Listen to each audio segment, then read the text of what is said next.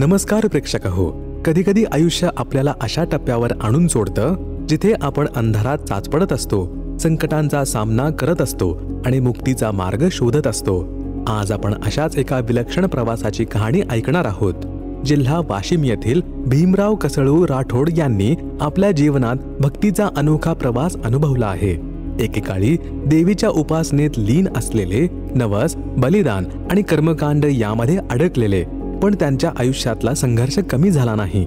अत्यंत हालाखीची परिस्थिती, कपडे घालायलाही पैसे नव्हते, अखंड कष्ट करूनही आर्थिक अडचणीतून बाहेर पडता येत नव्हतं. आध्यात्मिक शोध सुरूच होता, पण समाधान काही मिळत नव्हतं. या साऱ्या परिस्थितीचा शेवट झाला एका निर्णयाने. संत रामपालजी महाराज यांचे सत्संग ऐकल्यानंतर जीवनाचा संपूर्ण दृष्टिकोन बदलला. कबीर पंथ, आयुर्वेदिक उपचार, विविध साधना केल्यानंतरही जे समाधान नव्हतं ते संत रामपालजी महाराज यांच्या ज्ञानाने मिळालं. गुरुपदावर पोहोचलेले असूनही जेव्हा खऱ्या ज्ञानाचा शोध लागला तेव्हा संपूर्ण जीवन बदलून गेले. एका घटनेत त्यांनी स्वतःच्या डोळ्यांनी मोठा चमत्कार अनुभवला. पत्नी रेल्वेच्या गाडीखाली 300 मीटरपर्यंत घासत गेल्या, पण एका जखमेशिवाय पूर्णपणे सुरक्षित राहिल्या. त्यांनी स्वतः आरोग्याच्या गंभीर समस्या पार केल्या आणि शारीरिक त्रास पूर्णतः नाहीसा झाला. ही कहाणी एका शोधाची आहे, एका परिवर्तनाची आहे आणि एका दिव्य अनुभूतीची आहे. पण त्यांनी कबीरपंथ सोडून संत रामपालजी महाराज यांचा मार्ग का स्वीकारला? कशामुळे त्यांना वाटलं की हा मार्गच त्यांना मोक्षाकडे नेईल? त्यांच्या कुटुंबावर आणि जीवनावर काय प्रभाव पडला? चला ऐकूया त्यांच्या शब्दातच भीमराव कसळू राठोड यांच्याकडून. नमस्कार सत साहेब. आपलं नाव? भीमराव कसळू राठोड. आपण कुठून आलात? मुक्काम पोस्ट धानोरा, तालुका मंगरुळपीर, जिल्हा वाशिम. आपला व्यवसाय काय आहे? माझं व्यवसाय आहे, शेती करत होतो आणि काही आयुर्वेदिक फॉर्म्युले बनवत होतो आणि ती फॉर्म्युले देत होतो. हे माझं व्यवसाय आहे. संत रामपालजी महाराजांची गुरुदीक्षा आपण कधी घेतली? 23/5/2013. संत रामपालजी महाराजांची गुरुदीक्षा घेण्या अगोदर आपण व आपला परिवार कोणती भक्तिसाधना करत होतात? भगतजी, ह्याच्या पहिलं आम्ही बंजारी समाज असल्यामुळं देवीची उपासना करत होतो, तुळजाभवानीची, आणि नवस करत होते. तिथं आमचे वडील जे होते आणि ते बळी चढवत होते, बकरे कापत होते. असे ती परंपरा पूजा आमच्या समाजानुसार करत होते. पण आता तुम्हाला एक असं सांगायचं की माझं जो जीवन होतं की एक मनुष्य शरीर असता मी गध्याच्या प्रमाणे माझं जीवन व्यतीत करत होतो. कारण मी माझ्या जीवनातनी की 12 वर्षाचं होतो त्यावेळेसपासून लोकांचे 10 रुपये महिने भरायचे. 30 दिवसाचा 1 महिना, 10 रुपये महिने, असं माझी जीवन कहाणी. त्याच्यातनी फार दुःख आणि कपडे बी मला घालायला मिळत नव्हते. एवढी देवीची उपासना करून आणि धरणं खोदायचे, नर्सऱ्या खोदायचे, तरी घर राहायला नाही, कपडे नेसायला नाही, अशी अवस्था असताना मग पुढं असं आलं जीवनातनी. लग्न झाल्याच्या नंतर आमचे एक चुलते एका संताचं नामदान घेतलं होतं. त्या संताचं नाव होतं बन्सीलाल महाराज म्हणून. तो कबीरपंथी होते आणि त्यानं त्याचं नामदान घेतलं. मग आम्हाला म्हणायचं, अरे तुम्ही एवढे कष्ट करता, तुम्ही एवढं हे करून तुमच्या एवढ्या फजित आहे जीवनात आणि तुम्ही काही केल्यानं तुम्हाला काही पुरत नाही, तुमची आर्थिक बाजू बरोबर नाही आहे, तुम्ही असं करा की गुरु केल्याशिवाय कोणतंही माणसाला तरणोपाय होऊ शकत नाही, हे जीवन मुक्त होऊ शकत नाही, कारण जीवन बार मिळत नाही, असं म्हणायचे ते.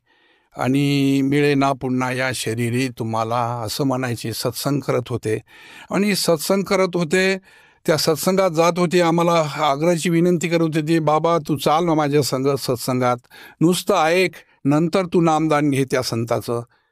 मला हरकत नाही. मग चुलतेच्या म्हणल्यावर आम्ही सत्संग ऐकायला गेलो आणि सत्संग ऐकत होतो. मग ते गुरुजीला, ते जे महाराज होते पहिले, त्या महाराजाला सांगितले की बाबा हे नामदान घेणार आहेत आणि ह्याला नामदान द्या. मग मी विचारलं त्याला गुरुजीला म्हणलं, गुरुजीला म्हणलं की हे पंथ कोणता आहे? तर म्हणे कबीर पंथ आहे.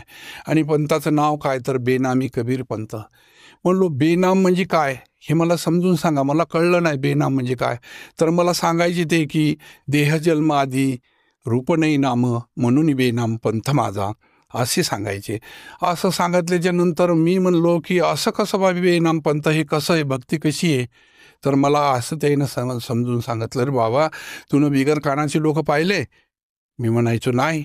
अरे आहेत ना खीट रे. मग माझ्या डोक्यात उजीड पडलं. म्हणलं बरोबर आहे. मग म्हणायचे बिगर डोळ्याचे पाहिले? मी म्हणायचं हो. आंधळे. आणि मग म्हणे बिगर तोंडाचे पाहिले? हो मुख्य. म्हणे बिगर नाकाचे पाहिले? म्हणलो नाही.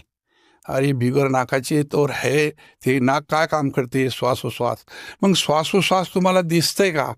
आहे का तुझ्याकडं? म्हणलो आहे. मग सांग कसा आहे? काळा आहे, पांढरा आहे, लाल आहे, पिवळा आहे, लहान आहे, मोठा आहे, कसा? म्हणलं हे तर सांगता येत नाही. मग असंच परमात्मा जो आहे तो निराकार आहे, त्याचा प्रकाश पाहू शकतो आपण. आणि ते जी क्रिया आहे ती क्रिया आम्ही तुम्हाला सांगतो आणि त्या क्रियानुसार तुम्ही तिथपर्यंत पोचू शकता. आणि तो जो परमात्मा आहे, स्वरूप परमात्मा, ते रूपात येऊन दर्शन देते. असं त्याच्या बोलल्यावर काही शब्द मला त्याचे पटल्याच्या नंतर मीनं त्याचं नामदान घेतलं. आणि त्या जी महाराज होते बंशीलाल महाराज, त्यानं असं नामदान दिलं की सकाळी 4 वाजता ब्रह्ममुहूर्तावर उठायचं आणि पद्मासन टाकायचं. आणि पद्मासन नाभिस्थानी असे हात जोडायचे. असे हात जोडून अंगावर एक पांघरून घ्यायचं. दिवा असेल किंवा लाईट असेल ते माळवायचं आणि मग त्याच्यात बसून आणि ध्यान करायचं. आणि ते होतं की आज गुरुजीनं आपल्याला तो जो नाम आहे, आणि तो नाम आज गुरुजीनं आपल्याला दुसऱ्या स्थिती देतात. गुरुजी त्याला सतनाम म्हणतात. तोच नाम आम्हाला त्या गुरुजीनं त्यावेळेस दिलं. आणि त्यावेळेस ते नाम दिल्याच्या नंतर त्या नामाचं पद्मासन टाकून घालून मांडी नाभिस्थानी हात जोडून या लक्षाचा अंश केला जप जाप करण्याला. आणि मग जप करता करता मला असा छंद लागला त्याचा की मी 2-2 घंटे 3-3 घंटे ते करायला लागलो. आणि पाहायचं, कारण दुःखी माणूस भक्ती, कारण त्याला हे संसाराचं एवढं मोठं दुःख होतं, खायला अन्न मिळत नव्हतं, कपडे नव्हते, पैशाची आर्थिक बाजू बरोबर नव्हती. तर मग हे परमात्मा कुठं भेटल, मला परमात्मा प्राप्त होईल आणि परमात्मा प्राप्त झाल्याच्या नंतर माझी ही अवस्था राहणार नाही असं मला वाटत होतं. त्यासाठी मी एवढं चिकाटीनं ती भक्ती करायला लागलो की मी त्याच्याशिवाय दुसरं काहीच पाहत नव्हतो. तर मला त्या भक्तीत असा अनुभव यायला लागला की कधी असं पांढरं यायचं डोळ्यासमोर, अशी लाट यायची पांढरी, आणि कधी हिरवगार असं दिसायचं लंबी, कधी चित्रबित्र दिसायचं, कधी लाल दिसायचं, कधी पिवळं दिसायचं, आणि कधी का व्हायचं, आवाज यायचं डन डन डन टन टन टन, असे 10-20 प्रकारचा असा आवाज ऐकायला यायचं. मी गुरुजीला सांगू, आमच्या जी ती महाराज होती त्याला सांगू मला असं व्हावं लागलं. तर ते सांगायचे, बाबा हे तर तत्वाचे रंग आहेत, हे 5 तत्वाचे रंग आहेत, हे पृथ्वी तत्व आहे, हे पिवळा आहे, हे वायू तत्व आहे, हे हिरवा आहे, हे जलतत्व आहे, हे पांढरा आहे, हे आकाश तत्व आहे, हे चित्रवित्र आहे, नीलवर्ण आहे, आणि हे अग्नितत्व लाल आहे, असं आम्हाला समजून सांगायचे. अरे ते आवाज तुला ती धून ऐकायला यायला लागली असं ते सांगायचे. आणि त्या महाराजाची अखंड सेवा अशी केली की जीवाभावानं जिथंही सत्संग असलं आणि खेड्यानं सत्संग व्हायचे. या 4 जिल्ह्यातनी सतनाम एकमेकाला जर गुरुभाऊ भेटलो तर आम्ही सतसाहेब करत होतो. आणि सतसाहेब हे मला नामदान झालं 84 झालेलं आहे, त्या महाराजाचं नामदान. आणि मग असं कुठं पत्र पाठवायचं, या खेड्यावर सत्संग आहे, तुम्ही तिथं हजर होऊन जा. तर आम्ही तिथं हजर व्हायचं आणि परमात्म्याच्या बाण्या पाठ करायच्या आणि 1 तारी घ्यायची हातात आणि 1 तारीवर 12-12 घंटे भजन करायचं. 1 तारीवर परमात्म्याच्या बाण्या म्हणायच्या. पण बाण्या म्हणायची ती आम्हाला काही समजायचं नाही. धर्मीदासाची बाणी होती, पग बिन पंत मार्ग बिन मार्ग, बिना पंख हंस उडाया, चले तो खोज मंडे नहीं उनके, बेगाम जाए समाया रे धर्मी वहाँ मारो हंस रमाया. म्हणत जाऊ, पण त्याचं काही अळंगा करून म्हणे हे दुसऱ्या भाषेत हे ते महाराज म्हणायचे, हे मला भाषा येत नाही, हे समजून सांगता येत नाही. मग अशा बाण्या पाठ करायची, पण ते कोणी त्याचं आम्हाला समजूत करून सांगत नव्हते. मग आम्ही स्वतःला सांगत होतो आणि मग दुसऱ्याला ठसकावून सांगत होतो, हम जिसका नाम लेते है वो नाम लिखने में नहीं आता है, ते लिहिण्यात येत नाही. दिखा ना जाई, बोला ना जाई, का ना जाई, असं लोकाला सांगायचं. आणि मग कसं, तर आता त्यानं विचारायचं कसं बाबा, कसं, तर आम्ही त्याला सांगायचं, ते सांगायचे आम्हाला गुरुजी की तुम्ही फुल पाहिलं, पण फुलातलं वास पाहिलं का, कसं हे सांगा. ऊस पाहिला, पण ऊसातली गोडी पाहिली का, ती सांगा. तर असं सांगितल्याच्या नंतर ती आम्ही मुकेच होत जाऊ, त्याच्या समोर बोलत नव्हतो, कारण असं ते अनुभव सांगत होते. आणि असं करता करता पुष्कळ दिवस निघून गेले. नंतर का झालं, ती महाराज शिव व्हायचं, तर त्याला मी पाठीवर त्याला बसून अशी सेवा केली त्या गुरु महाराजाची.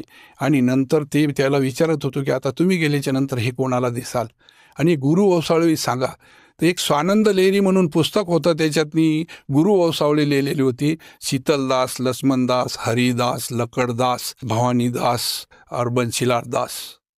म्हणलं आता ह्याच्या पुढे तुम्ही कोणाला देणार, हे जे हे मार्ग कोणाला देणार.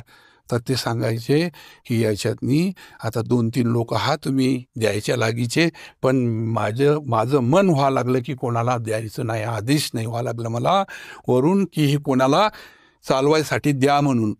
असं झाल्याच्या नंतर मग त्याच्यानंतर आखरीची 4 ठाणा म्हणून येते मराठवाड्यातनी, ती संगत केली आम्ही. आणि संगत करून मला घरी वाटी लावलं रिसोडहून. रिसोडला राहत होते ते महाराज, प्रथम गाव त्याचं रिसोड होतं, तिथून घरी गेलो नाही तर त्याच रात्री ते शिव झाले. आणि मनानं जे ती यशोदा माय होती, जी धर्मपत्नी होती, ते एका घरासंग त्याचं लगाव होतं. ती पाटील समाजाचं घर होतं आणि मोतीराम पाटील हे कार्य इथून पुढं हे चालवतील. ती मला काही पटलं नाही. तर मग आणि अशीच महात्मा आलती एम पीतून आणि त्याची सेवा माझ्या घरी 3 वर्षे केली. 3 वर्षे केल्याच्या नंतर त्याच्यापासून मी आयुर्वेदाचार्य बनलो आणि औषधाची काही फार्मोरी करायला लागलो. नंतर स्वतः त्यानं मला आदेश दिले की तू आता नामदान देणं सुरू कर. आणि मी स्वतः महाराज बनलो, वक्ता बनलो. वक्ता बनून सर्वाला सांगायला लागलो, ज्ञान सांगत होतो, आसनावर बसून ठसकावून सांगत होतो सर्वाला. आणि मग ही करताना लोक माझी पूजा करत होते, पाय कोपरात धरून धुत होते, गळ्यात फुलाची माळ टाकत होते, चंदन लावत होते, पूजा पाठ सर्व करत होते.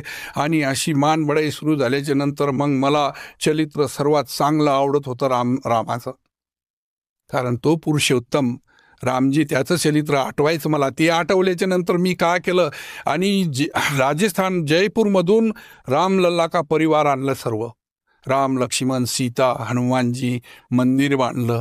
त्या मंदिरात त्याचं प्राणप्रतिष्ठा करून अयोध्याहून काही महात्मा बोलवले, शंकराचार्य आचार्य बोलवले मोठे मोठे, आणि त्याची प्राणप्रतिष्ठा करून आणि त्याला स्थापन करून तिथं मग कार्यक्रम सुरू झाला.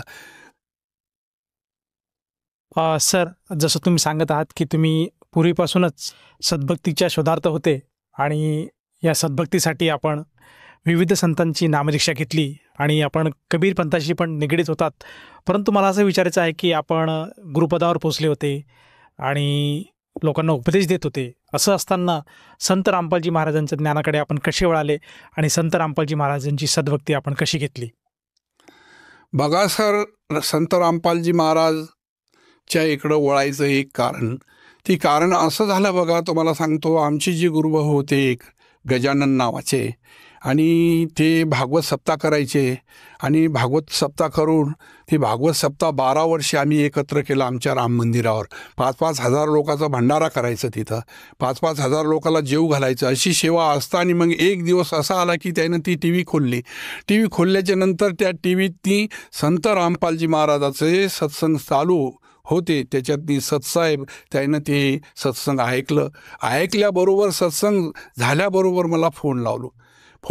मला म्हणलं, महाराजजी, मला महाराज म्हणत होते, महाराजजी असं सत्संग या साधना चॅनलवर या लागलेलं आहे, तुम्ही उद्यापासून अवश्य आहे का? असं म्हणल्याच्या नंतर दुसऱ्या रोजी मी बी माझ्या इथं टी व्ही खोलून ते सत्संग बघायला लागलो. टायमिंग सांगितलं 7:30चं आणि त्या टायमानुसार सत्संग आम्ही पाहिलं. आणि त्याच्यावर त्यावेळेस त्याच रोजी परमात्म्यानं संत रामपालजी महाराजानं आणि सृष्टीरचना खोललेली होती आणि ती सृष्टीरचना सांगायला लागले सृष्टीरचना ऐकल्याच्या नंतर. आणि मी तर असं झालो आणि जी माझे प्रश्न होते, जी मीनं बाण्या पाठ केलेल्या होत्या, त्याचे सर्व उत्तर त्याच्यात मला भेटायला लागले. पग बिन पंत मार्ग बिन पंखा हूस उडाया, चले तो खोज मंडे नाही उनके बेगाम जाए समाया रे धर्मी वहा मारो हंस रमाया. हे सर्व त्याच्यात मला प्रश्न मिळायला लागले. म्हणलं हे परमात्मा. आणि मग ती त्या रोजी माझे होश उडाले. त्या रोजपासून मी सत्संग पाहायला लागलो. आणि पाहता मग सर्व जे जगातले आपल्या भारतातले जे धर्मगुरू आहे त्याला आमंत्रण दिलं होतं संत रामपालजी महाराजानं की ज्ञानचर्चा करायसाठी. आणि ते ऐकल्याच्या नंतर मी म्हणलो आपण कुठं अटकलेली हो आणि आपण जे करा लागलो हे सर्व खोटं आहे, हे खरं नाही आहे, हे सत्य नाही आहे, हे परमात्मा. मग त्यावेळेस मी संत रामपालजी महाराजाला अर्जी लावली, तुझा आणि काही न मागू देवा, तुझा विसरण व्हावा, माझे मन राहो तुझे पायामज घडो संताची या सेवा. हे करुणा सिंधू, हे दयावंत, हे विश्वापक, हे मनरमन, हे राजीव नयन, हे परमगुरु परमात्मा, ब्रह्मांडी नायका, या ब्रह्मांडाचा नायक हे. आज तुझं मी 12 महिन्यापासून सत्संग ऐकतो, पण या दासाला मला कधी शरणात घेतो आणि कधी मला तिथं बोलून तुझं नामदान देतो. परमात्मा या दासावर दया करा, अशी मी नेहमी सत्संग झाल्याच्या नंतर अर्जी लावत होतो. आणि मी मग सोडून दिलं, सर्व सोडलं, घरी बोलवलं सर्व शिष्याला. त्याला सांगितलं आजपासून मी तुमचं गुरु नाही आहे. तुम्हाला जर याच्या पुढं जर बायचं जीवाचं कल्याण करायचं आहे आणि या 184तून जर मुक्त व्हायचं आहे तुम्हाला, तर तुम्ही त्यावेळेस त्या साधना चॅनलवर सत्संग येत होते ते सांगितलं मी त्याला. जे माझे भक्त होते, माझे शिष्य होते, त्याला बोलवलं, त्याला सांगितलं की हे ज्ञान ऐका आणि तिथं नामदान घ्या. आजपासून मी कोणाचं गुरु नाही आहे, कोणाचं काही नाही, आजपासून मी दास आहे, रामपालजी महाराजाचा दास आहे, असं त्याला सांगितलं. त्याला पूर्णाचं स्वयंपाक केलं, घरी सर्वाला जेव घातलं. आणि पुन्हा इकडं यायच्या अगोदर लय मोठा एक औडंबर कार्यक्रम केला. आणि ते कार्यक्रम कमसे कम 4-5 हजार लोकांचा. आणि ती रामनवमीचं जो कार्यक्रम भागवत सप्ताह घेतला. आणि त्याच्यातनी जे संध्याकाळी हे होत होते, आपले कीर्तन होत होते, त्या जागेवर मी इकडे जे गुरु बनलेले होते आणि ती भागवत करत होते, ते सत्संग करत होते, नामदान करत होते. आणि असे 4-5 महाराज बनलेले होते कबीर पंथाचे. त्या सर्वाला आमंत्रण दिलं. त्याला सर्वाला सांगितलं की तुम्ही माझ्या इथं तुम्हाला आमंत्रण आहे, तुम्ही ज्ञानचर्चाले सत्संग करायला या इथं. आणि त्याईनं सर्वांनी तिथं आल्याच्या नंतर या परिसरामध्ये जे होते गुरु आपल्या कबीर पंथाचे, सर्वाला तिथं घेऊन त्याच्यासमोर मग ते सुरू केलं. एकच अभंग म्हणत होतो त्याच्यासमोर, एक बाणी म्हणत होतो, धर्मदासाची पग बिन पंत मार्ग बिन मार्ग. कोणाला ते सांगता येत नव्हतं. त्याला मग ते झाल्याच्या नंतर कमसे कम मग तिथून मग परमात्माला मी विनंती केली, हे परमात्मा मला आता एवढ्या दूर आहे हरियाणा, तेवढ्या दूर मी कसं पोचू शकेल, मी कधी पाहिलं नाही, मी कधी विचार केला नाही, आणि इथं कसं पोचेल. मग आम्हीच त्या आजूबाजूची गावातले जे त्या पंशीलाल महाराजाचे शिष्य होते त्या सर्वांनी एक मेळाव घेतला. मेळाव घेऊन तयारी केली तिथं जायची. आणि मग आम्ही अशा रूपातनी संत रामपालजी महाराजाच्या सतलोक आश्रमात पोचलो सरजी. तिथं पोचल्याच्या नंतर तिचं माऊल बनलं, पाहिलो की खरोखर हीच भक्ताचा माहेर आहे, हे सतलोक आहे. कारण तिची अवस्था पाहिल्याच्या नंतर आणि सर्व भगतजी म्हणत होते सतसाहेबजी, भगतजी, सतसाहेब. आणि तिथून बोलणं, अमृतासारखं भक्ताचं आचरण बोलणं, हे होऊन फार प्रभावित झालो. आणि माझ्यावर संत रामपालजी महाराजानं एवढी असीम दया केली की मला परमात्मा भेटले मनुष्य शरीर, मनुष्य देहात, माणसाच्या रूपात. ते दिवस होता की 23/5/2013 या दिवशी परमात्मा मला नामदान भेटलो. आणि जो मेरे गुरुदेव भगवान दियो काठ काल की फाशी, आणि माझ्या गळ्यावर जी काळाची फाशी होती आणि ती परमात्म्यानं संत रामपालजी महाराजानं त्यानं माझ्या डोक्यावर हात ठेवलं, मला आशीष दिलं.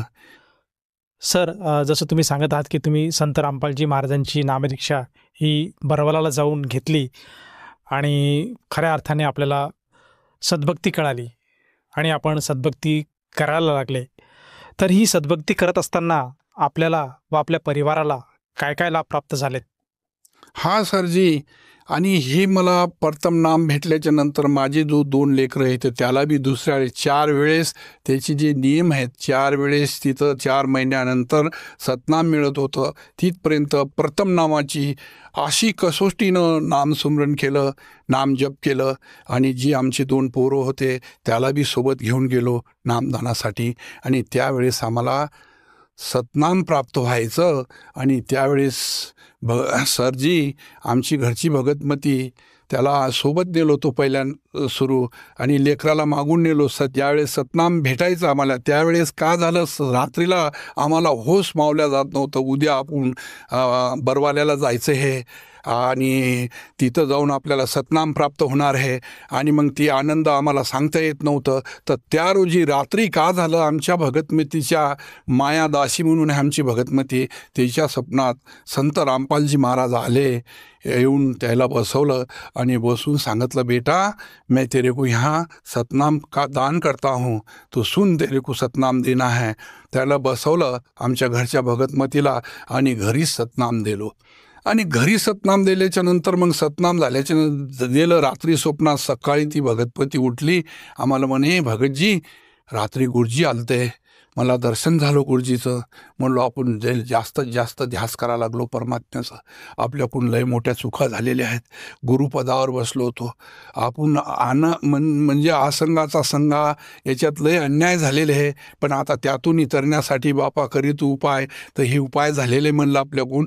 तर म्हणलं तुला म्हणून गुरुजीचं ध्यान येते, रामपालजी महाराजाचं ध्यान येते, संत रामपालजी महाराजाचं. नाही म्हणले, मला सतनाम दान केलं म्हणे स्वप्नात येऊन. मग ती ध्यानात घेऊन आम्ही तिथं इथून वाशिमहून बसलो तर रोहतकचं तिकीट काढलं. रोहतकचं तिकीट काढल्याच्या नंतर त्यावेळेस भगतजी जीनवर उतरत होतो आम्ही, आणि त्यावेळेस रोहतकहून पॅसेंजर धरून जीनवर जात होतो. आणि नवीन आम्हाला काही माहिती नव्हतं. त्यावेळेस काही भगतजी नवीन सोबत नेले होते. त्यावेळेस काय झालं, ते गोरखधाम एक्सप्रेस जात होती, पण ती जीनवर उभी नव्हती राहत. हे भगतजी त्याच्यात बसले, नवीन भगतजी, काही भगतजी बसले, आमची भगतमती बसली, आमचे एक मुलगा बसला, एक मुलगावर मी खाली राहिलो. तो भगतमती आमची त्या दरवाज्यात आली रेल्वेच्या, आणि दरवाज्यातून आम्हाला पाहिलं, तुम्ही का खाली राहिले. आणि स्टार्ट झाली गाडी स्टार्ट झाल्याच्या नंतर त्याला म्हणलं, तुम्ही समोर उतरा, आम्ही मागून येतो. एवढ्यात ते आत गेलायला गेली. ती चहावाल्यानं उडी मारली, कॅटली घेऊन. उडी मारल्याच्या नंतर त्याच्या धक्क्यानं आमची भगतमती खालं, त्या पायऱ्या रेल्वे चढायच्या असतात त्या पायऱ्याच्या खालं पडले. आणि ती धरायचं जे हे असते लोखंडाचं, ते त्याला असं हातात घालून कमसे कम 200 ते 300 मीटर आमची भगतमती घासत चालली. असं दृश्य मी पाहायला लागलो. लगेच प्रथम नामाचं स्मरण केलं, हे परमात्मा, हे दयावंत, हे विश्वापक, आता आम्ही तर इथं सतनामासाठी आलो. आम्ही तुमची महिमा ऐकून महाराष्ट्रापासून 1800 किलोमीटर एवढ्या दूर आलो, आणि हे मुर्दा कसं नेऊ परमात्मा, इथून दया कर या दासावर, असं परमात्म्याला अर्जी लावली. आणि प्रथम नामाचं स्मरण केलं. आणि प्रथम नामाचं स्मरण केल्याच्या नंतर सरजी, आणि ते 300 मीटर घासती गेली, तर मला वाटलं कमरीपासून तुकडे झाले असं मला ती फास होत होतं, कारण मी डोळ्यानं पाहत होतो. आणि मग परमात्मा आले, आणि सफेद कपड्यात परमात्मा येऊन चालू ट्रेनमध्ये, आणि त्या भगतमतीला असे दोन्ही हात धरले आणि उचलून वर ठेवलं. आणि त्याला सांगितलं, माई आप तेरे को कुछ भी नहीं होगा, चल तेरे को कुछ भी नहीं, आप बचा लिया, तेरे को कुछ नहीं होता. लगेच रेल्वे जाग्यावर उभी राहिली. भगतजी जाग्यावर उभी राहिली, तर आम्ही पळत सुटलो. तर त्या पोलीसवाल्यानं त्या चहावाल्याला मारलं तिथं. आम्ही गेलो, त्यानं प्रत्यक्ष डोळ्यानं पाहिले तर दृश्य कसं घडलं. आणि आम्ही गेलो आत, आणि पाय पाहिलो तर मी हालत असो, मला माझं हृदय भरून आलं होतं की हे परमात्मा. जाऊन पाहिलो तर पाहिल्याच्या नंतर त्या भगतमतीला एवढं खरूच नाही, थोडीशी एवढं इथं मांडीवर घासली होती आणि थोड एवढे कपडे फाटलेले होते. याच्या व्यतिरिक्त त्या भगतमतीला कोणत्या प्रकारची विजा झालेली नाही. मी म्हणलं जय हो बंदी छोडकी, हे परमात्मा, आज तू परमात्मा आहे, वाचवलं. मग पूर्ण डब्बा छानला आम्ही, कोण्या डब्यात ते दिसले नाही. एवढं मोठं त्यावेळेस अनुभव झाला आम्हाला गुरुजीचं. आणि त्यावेळेस अनुभव झाल्याच्या नंतर आणि त्याच्यानंतर परमात्म्यानं भक्ती सुरू असता मला थायरॉईडची शिकायत झाली. थायरॉईडमुळं माझं वजन वाढलं. 1 क्विंटल 18 किलो वजन झालं माझं. आणि मी स्वतः ज्या ठिकाणी परमात्म्याचं आपण फोटो लावतो आणि तिथं दिवा लावतो त्या ठिकाणी अर्जी लावली, हे परमात्मा, या दासाला हे रोग झालेले आहे, हे शरीर जड झालेलं आहे, चाललं तर श्वास भरून येते, ही तकलीफ व्हायला लागलेली, मला माझ्यावर दया करा आणि मला भक्ती द्या. भक्ती दान दीजिए देवन के देवा हो. आणि भक्ती मागितली परमात्म्याला. लगेच माझं कमसे कम 20 दिवसाच्या आत पुन्हा म्या काट्यावर वजन पाहिलं तर माझं 18 किलो वजन कमी झालं सरजी. आणि 18 किलो वजन, आणि ह्या परमात्म्याला मला राहत दिली. माझ्या पायावर शरीरावर सुजन येत होती, ती सुजन बंद झाली. आणि तिसरा अनुभव तुम्हाला सांगायचं, तिसरा अनुभव असा की मला बोलता बोलता गळ्यातनी अशी खरखरी यायची. तर मी परमात्म्याला ते बी अर्जी लावली. परमात्म्यानं मला ते पूर्ण साफ केलं, पूर्ण त्या दुखातून नष्ट केलं. भगतजी, हे झाल्याच्या नंतर गावात 40 वर्ष परमात्म्यानं त्यावेळेस 2013 असं ठाट केलं दासाचं की कमसे कम 18 लाखाचं घर केलं. सर्व सुखाला काही वाण नाही. सर्व आर्थिक बाजू आणि शारीरिक, आर्थिक, मानसिक आणि सर्व मला परमात्म्यानं ते सुखात ठेवलं. सर, जसं तुम्ही सांगत आहात की संत रामपालजी महाराजांच्या सद्भक्तीमुळे आपल्याला व आपल्या परिवाराला बरेचसे लाभ प्राप्त झालेत. तर या अनुषंगाने जे आपले पूर्वीचे गुरुबंधू होते किंवा जे आपले नातेवाईक आहे, आप्तेष्ट आहेत, तसेच जो श्रोतावर्ग आज आपल्याला बघत आहेत, यांना आपण काय संदेश द्याल? मी सर्वाला हे सांगू, जी माझे बंधू आहेत, माझे सोयरे आहेत, माझे गणगोत आहेत, माझे इष्टमित्र आहे, सर्वाला हे सांगेल, सकाळच्या पायी माझी विनवणी मस्तक चरणी ठेवून या. कारण तुम्ही जे ऐकायला लागलेले टी व्हीवर आज या दासाचं इंटरव्ह्यू, आणि श्रोते वक्त तुम्ही ज्ञानाची अंजनं खऱ्या पारकून बांधा गाठी. कारण आज असं झालेलं आहे, हे प्राईम टाईम आलेलं आहे आणि इथं भक्ती केल्याशिवाय तरणोपाय नाही आहे. तर धनियाचा माल फोडिले भांडार, तेथे मी हमाल भारवाई. मी परमात्म्याचं, सद्गुरूचं, संत रामपालजी महाराजाचं हमाल हो, यानं जे बोलवलं तेवढं मी बोललो इथं. आणि सर्वाला ही विनंती आहे, आग्रहाची विनंती, की आज सर्व चॅनलवर पहा, सत्संग सुरू आहे आणि खालं पट्टी येते, त्याच्यावर नंबर येतात. ते नंबर घेऊन तुम्ही फोन करा आणि फोन केल्याच्या नंतर तुम्हाला पूर्ण भारत वसात नामदान केंद्र खोललेले प्रत्येक जिल्ह्यात, आणि त्या जिल्ह्यातलं तुम्हाला जवळचं नामदान तुम्हाला भेटल. तिथं ती तुम्हाला सुविधा प्राप्त होईल आणि ती सुविधा प्राप्त करून आपलं कल्याण करा. सर, जसं तुम्ही सांगत आहात की आज संत रामपालजी महाराजांच्या दयेने प्रत्येक जिल्ह्यामध्ये नामदानाचं केंद्र ही सुविधा उपलब्ध करून दिली गेली आहे. तर ज्या कोणी व्यक्तीला संत रामपालजी महाराजांची नामदीक्षा घ्यावायची असेल, ती व्यक्ती त्या नंबरवर फोन करून नामदीक्षा घेऊ शकते. परंतु मला असं विचारायचं आहे की ही जी नामदीक्षा संत रामपालजी महाराज आज देत आहेत, त्या नामदीक्षेसाठी कुठल्या प्रकारचा खर्च येतो आणि किती चार्ज त्यासाठी आकारला जातो? सरजी, कोणत्या प्रकारचं खर्च येऊ शकत नाही आणि चार्ज कोणत्या प्रकारचं लागत नाही. आणि तिथं नामदान केंद्रावर गेल्याच्या नंतर जी सामुग्री लागते आणि ती सामुग्री मोफतमध्ये मिळते. फोटो मिळते, पुस्तक मिळते, जे काही ते सामुग्री आहे ते मोफतमध्ये, और नामदान बी मोफतमध्ये मिळते. कोणत्या प्रकारचं खर्च लागू शकत नाही आणि तुम्ही अवश्य हे घेऊ शकता. धन्यवाद. सत साहेब. संपूर्ण विश्वामध्ये 500 पेक्षा जास्त नामदीक्षा केंद्र आहेत, जिथे निशुल्क नामदीक्षा दिली जाते. निशुल्क नामदीक्षा प्राप्त करण्यासाठी आणि अधिक माहितीसाठी संपर्क करा 7030303951. 7030303952. अद्वितीय आध्यात्मिक ज्ञान वाचण्यासाठी, पाहण्यासाठी आणि ऐकण्यासाठी संत रामपालजी महाराज ॲप अवश्य डाउनलोड करा किंवा आमची वेबसाईट www.jagatgururampalji.org वर विजिट करा. आम्हाला सोशल मीडियावर फॉलो करा. सर्व पवित्र धर्मांच्या पवित्र शास्त्रांवर आधारित प्रमाणित अनमोल पुस्तक ज्ञानगंगा किंवा जगण्याचा मार्ग यापैकी कोणतेही एक पुस्तक निशुल्क मागवण्यासाठी आपण आम्हाला आपले पूर्ण नाव, पूर्ण पत्ता, पिनकोड आणि फोन नंबर सह लिहून 7030303951 किंवा 7030303952 या नंबरवर SMS करू शकता किंवा 7030303950 या नंबरवर व्हॉट्सअप देखील करू शकता.